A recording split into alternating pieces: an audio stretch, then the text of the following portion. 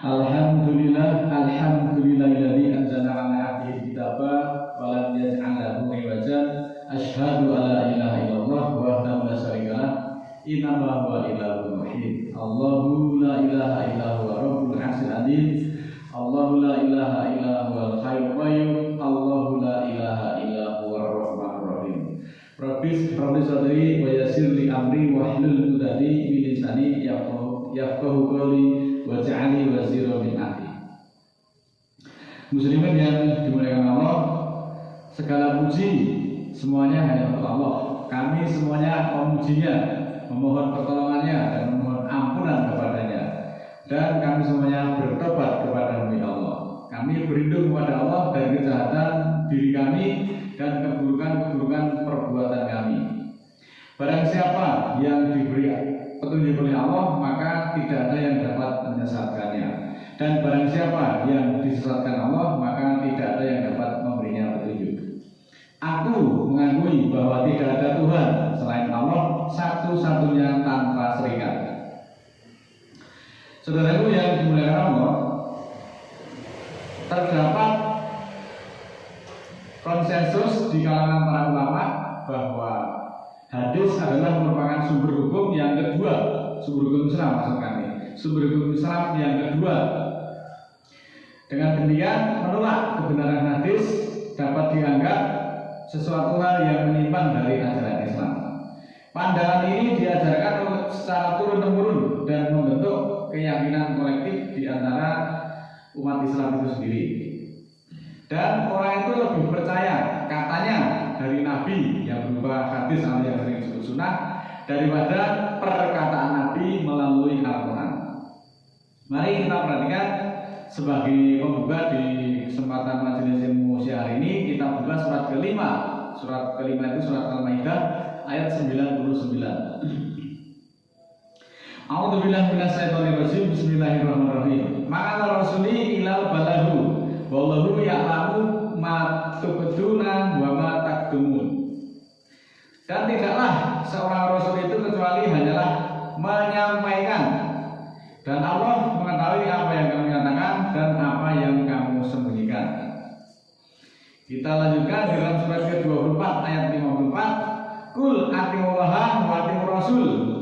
Fa in tawallaw fa innama 'alaihi ma humila wa 'alaikum ma humiltum wa in tuti'uhu tahtadu wa ma 'alar rasuli illa balaghul mubin. Yang artinya taatlah kepada Allah dan taatlah kepada Rasul. Jika mereka berpaling, maka sesungguhnya atasnya apa yang mereka bawa dan atasmu apa yang kamu bawa. Jika mereka mentaatinya, mereka akan mendapatkan petunjuk. Dan tidaklah kewajiban atas seorang rasul itu kecuali hanya menyampaikan hal yang nyata. Di dalam surat An-Nur ayat 54 tadi berisi perintah untuk taat kepada Allah dan taat kepada Rasul. Dalam hal ini menegaskan bahwa tanggung jawab masing-masing individu serta menyatakan bahwa tugas Rasul itu semata-mata hanyalah menyampaikan wahyu yang sudah jelas. Wahyunya namanya Al-Quran. Tidak ada tugas lain selain menyampaikan wahyu. Ditegaskan pula bahwa jika seseorang itu berpaling, maka ia akan bertanggung jawab atas perbuatannya sendiri. Sementara itu juga Rasul hanya bertanggung jawab atas penyampaian amanat Allah tersebut. Saudaraku yang dimuliakan Allah, perlu kita ketahui bahwa Muhammad itu beliau diangkat sebagai Nabi dan Rasul, dan itu berlaku semenjak beliau menerima wahyu pertama yaitu Al-Quran. Ketika itu beliau berumur 40 tahun dan masa kenabian beliau berlangsung selama 23 tahun karena Muhammad itu diberi umur sampai dengan umur 63 tahun. Semua gerak-gerik ataupun yang sering disebut dengan tingkah laku Muhammad dianggap sebagai hadis yang mengikat dan harus diikuti secara harfiah oleh semua kalangan umat Islam. Untuk itu mari coba kita berpikir sejenak dengan pikiran yang tenang dan pikiran hati yang jernih. Seandainya semua ucapan, semua gerak-gerik, semua perilaku ataupun tindak tanduk Nabi selama 23 tahun tersebut dicatat, sudah pasti banyak sekali dan menumpuk catatannya, dan saya yakin tidak satupun yang sanggup mencatatnya. Bahkan keluarga terdekat beliau sendiri, dalam hal ini istri dan anak-anaknya yang setiap hari bersamanya, belum tentu sanggup mencatat ataupun merekam semua ucapan-ucapan Nabi. Apalagi orang yang tidak hidup sejalan atau sejaman dengan beliau Nabi dan tidak pernah bertemu langsung sekalipun dalam seumur hidupnya. Para ulama hadis terkemuka seperti Imam Bukhari, Imam Muslim, Imam Tirmidzi dan lain-lain itu, beliau itu, para ahli fuqaha itu hidupnya berabad-abad setelah beliau Nabi Muhammad itu wafat. Sebagai contoh misalnya Imam Bukhari itu hidup pada tahun 1904 sampai 256 Hijriah.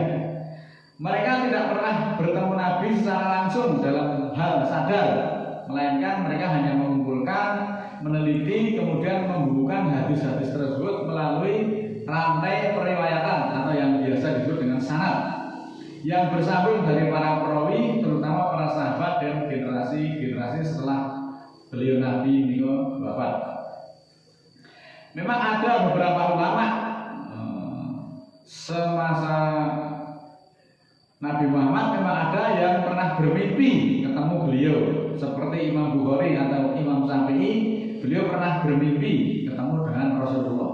Namun pertemuan secara fisik dalam hal ini pertemuan secara langsung dalam keadaan sadar tidak pernah dialami oleh para fuqaha tersebut, para ahli fikih tersebut.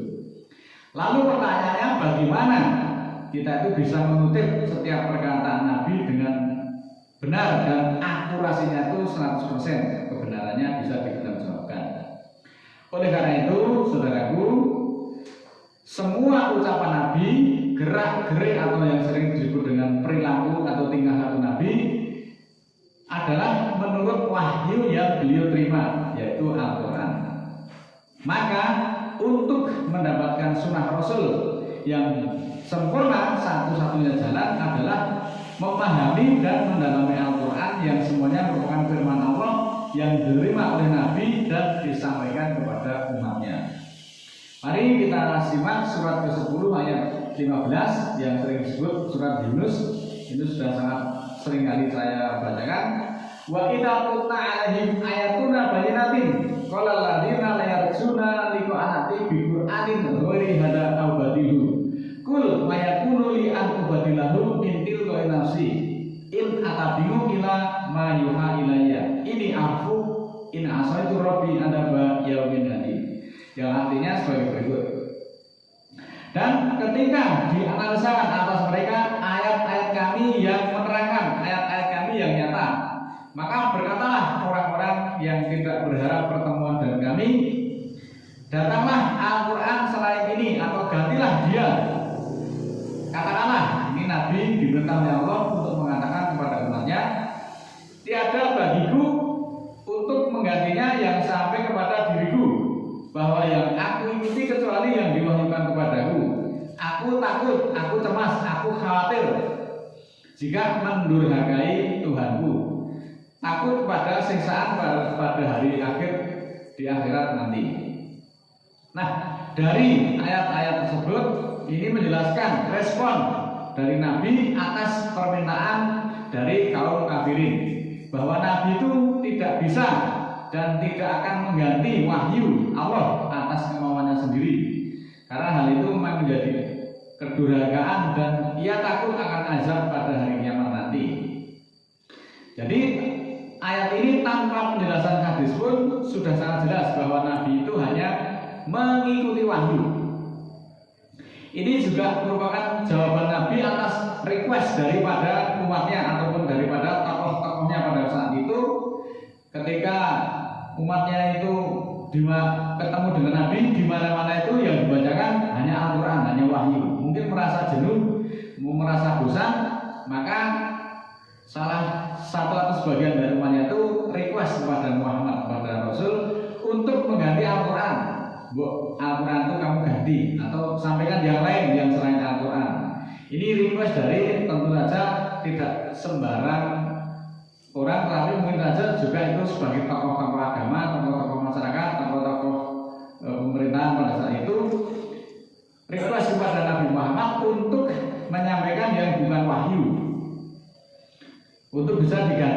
dengan seleranya.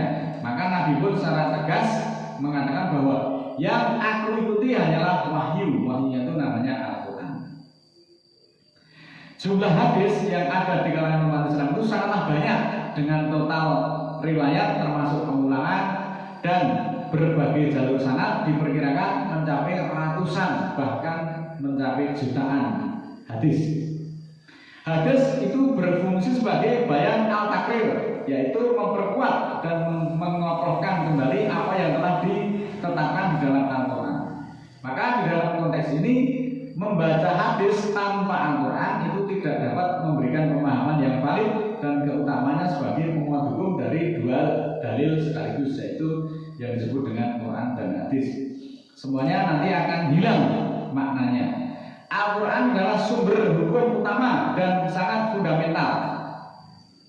Membaca hadis tanpa menyertakan Al-Quran maka berisiko menafsirkan hadis itu secara keliru, terutama jika hadis-hadis tersebut menetapkan hukum-hukum baru atau bayan tasyri yang tidak ada dasarnya secara eksplisit di dalam Al-Quran. Maka untuk memperoleh pemahaman yang benar, yang utuh dan terhindar dari kesesatan, sangat penting untuk kita selalu cermat, selalu teliti, kritis dan bersifat analitis terhadap hadis-hadis dalam konteks Al-Quran dan sebaliknya. Kita simak selanjutnya surat ke-39 ayat 18. Alladzina yastami'una qaula wa yattabi'una ahsanahu ulaika alladzina hadahumullahu wa ulaika hum ulul albab. Orang-orang yang mendengar perkataan lalu mengikuti yang lebih baik, itulah orang-orang yang Allah tunjuki pada mereka, dan itulah ulul albab. Kemudian dalam surat yang sama 39 ayat 23 secara tegas Allah menyatakan sebagai berikut. Allahu nazala ahsanal hadisi kitabah mutasabiyan masani taksaniru minhu juludul ladina yahsauna rabbahum sumatalinu juluduhum wa qulubuhum ila dzikrillah. Dalika hudallahi yahdi bihi man yasha wa may yudlilillahu wa ma lahu min had. Az-Zumar ayat 23 ini artinya sebagai berikut. Allah menurunkan hadis yang lebih bagus selaku kitab, selaku ketetapan yang disamarkan berulang-ulang, yang menegakkan bulu rumah pada kulit orang-orang yang takut kepada Tuhan mereka. Kemudian menjadi lembutlah mereka dan juga qalbu mereka untuk berzikir kepada Allah, untuk memikirkan Allah. Itulah petunjuk Allah yang Dia tunjuki, dengannya siapa yang Dia kehendaki, dan siapa yang Allah sesatkan maka tiada baginya yang menunjukinya. Masih di surat ke-39 ayatnya 55. Wa tabi'u ahsana ma unzila ilaikum mir rabbikum min qabli ayatiyakumul adabu bahtatan wa antum la tasmurun. Dan ikutilah yang lebih baik dari apa yang diturunkan kepadamu dari Tuhanmu, yaitu Al-Quran, sebelum datang siksaan kepadamu secara tiba-tiba dan kamu tidak menyadarinya. Ini Allah menerangkan atau menegaskan sebaik-baik hadis itu adalah wahyu Al-Quran. Maka ikutilah yang lebih baik berdasarkan surat ke-39 ayat 55 tadi, sebelum datang siksaan yang datang kepadamu secara tiba-tiba sehingga kamu tidak sempat memperbaiki diri, lalu datang siksaan yang tidak disadari datangnya, akhirnya terlambat dan penyesalan pun tidak ada gunanya. Ma yutimu rasulah faqad apa Allah wa man tawallahu fama arsalnaka alaihim hafidun. Surat keempat ayat 80. Siapa yang mentaati Rasul maka sungguh dia telah mentaati Allah, dan siapa yang berpaling, dan tidaklah kami mengutusmu sebagai penjaga bagi mereka. Ini tegas. Surat ke-28 ayat 85. Inaladina faradha alaikal qur'ana laradduka ila ma'adin kul rabbi a'lamu man ja'a bil huda wa man huwa fi dhalalin mubin. Sesungguhnya yang mewajibkan atasmu melaksanakan hukum-hukum Al-Quran benar-benar akan mengembalikan kamu kepada tempat kembali, kata Allah Tuhanku, mengetahui yang membawa petunjuk dan orang-orang yang sesat yang nyata. Dari beberapa ayat ini kita bisa memperoleh benang merah bahwa yang disebut mentaati Nabi Muhammad itu pada hakikatnya adalah mentaati Allah. Karena segala perintah dan larangan Rasul itu semuanya berdasarkan atau berasal dari wahyu dan petunjuk-petunjuk Allah. Muhammad sebagai Nabi kedudukannya tunduk, patuh, taat kepada perintah Allah tersebut, yaitu Al-Quran. Kewajiban Nabi itu melaksanakan hukumnya Al-Quran, bukan membuat hukum sendiri. Sekarang beliau Nabi sudah wafat, maka untuk mengikuti Nabi maka satu-satunya jalan yaitu mengikuti Al-Quran. Nabi itu juga tidak ditugaskan sebagai penjaga atas umatnya, masing-masing akan mempertanggungjawabkan perbuatannya sendiri. Dan Muhammad itu juga tidak memiliki syafaat atau pertolongan, karena semua syafaat itu kepunyaan Allah. Maka saya katakan di sini akan kecewalah orang-orang yang meminta syafaat kepada yang selain Allah. Kita perhatikan surat ke-39 ayat 44. Allah memerintahkan kepada Nabi untuk mengatakan kepada umatnya, "Kulillahi syafa'atu jami'an, lahul mulku samawati wal arda, summa ilaihi turja'un." Katakanlah wahai Muhammad, kepunyaan Allah pertolongan itu atau syafaat itu semuanya.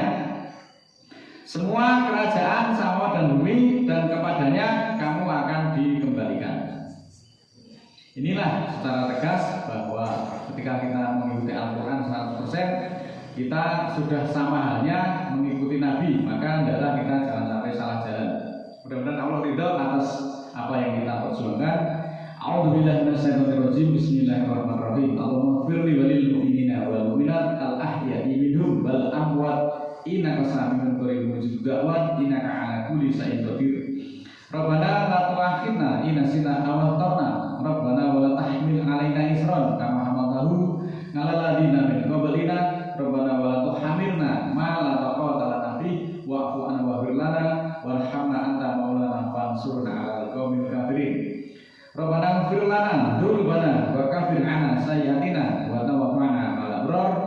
Rabbana la tuzigh qulubana ba'da idh hadaitana wa hab lana min ladunka rahmah innaka antal wahhab. Subhana rabbika rabbil izzati amma yasifun wa salamun 'alal mursalin walhamdulillahi rabbil alamin. Assalamualaikum warahmatullahi wabarakatuh.